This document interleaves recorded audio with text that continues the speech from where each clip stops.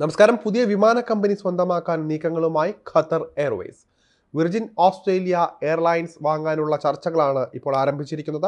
20% ഓഹരികളാണ് Qatar Airways ഏറ്റെടുക്കുക എന്നാണ് സൂചന.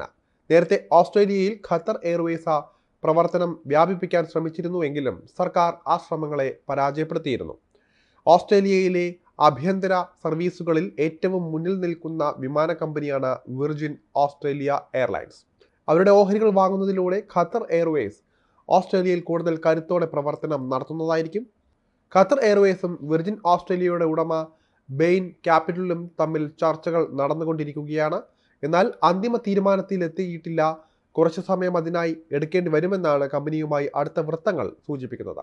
അതേസമയം ഖത്തർ എയർവേസിന്റെ നിക്ഷേപം സ്വീകരിക്കാൻ ഓസ്ട്രേലിയൻ സർക്കാരിന്റെ അനുമതി ആവശ്യമാണ്. ഈ വിഷയത്തിൽ ഖത്തർ എയർവേസോ ബെയിൻ ക്യാപിറ്റലോ ഔദ്യോഗികമായി പ്രതികരിച്ചിട്ടില്ല. വിർജിൻ ഓസ്ട്രേലിയയുടെ ഓഹരികൾ വിൽക്കാനുള്ള തീരുമാനം നേരത്തെ തന്നെ ബെയിൻ മാറ്റിയിരുന്നു. അതേസമയം പുതിയൊരാളെ കണ്ടെത്തിയാൽ CEO സ്ഥാനത്ത് നിന്ന് ജെയിൻ ഹർഡിൽക്കർ ഒഴിയുമെന്നും നേരത്തെ പ്രഖ്യാപിച്ചിരുന്നു. ഓസ്ട്രേലിയയിൽ കൂടുതൽ റൂട്ടുകൾ അനുവദിക്കണമെന്ന ഖത്തർ എയർവേസിന്റെ അഭ്യർത്ഥന കഴിഞ്ഞ വർഷം സർക്കാർ തള്ളിയിരുന്നു. എന്നാൽ ഈ തീരുമാനം അനീതിയാണെന്ന് ഖത്തർ എയർവേസ് പറഞ്ഞിരുന്നു.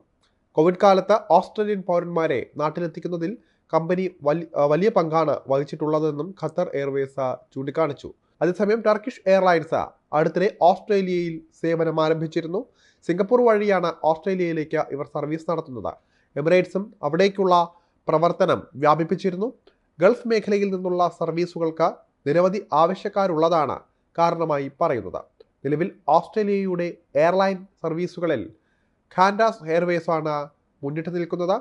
വിർജിൻ ഓസ്ട്രേലിയയ്ക്ക് വിപണിയിലെ ആധിപത്യം നഷ്ടമായിരുന്നു. കോവിഡ് സമയത്ത് ഇവർ വലിയ കടക്കണിയിലേക്ക് വീണ് തകരുകയായിരുന്നു. യഥാർത്ഥത്തിൽ ഖത്തർ എയർവേസിന്റെ നിക്ഷേപത്തോടെ ഇവർക്ക് വീണ്ടും വിപണിയിൽ ആധിപത്യം നേടാനാകുമെന്ന പ്രതീക്ഷയാണ് ഉള്ളത്.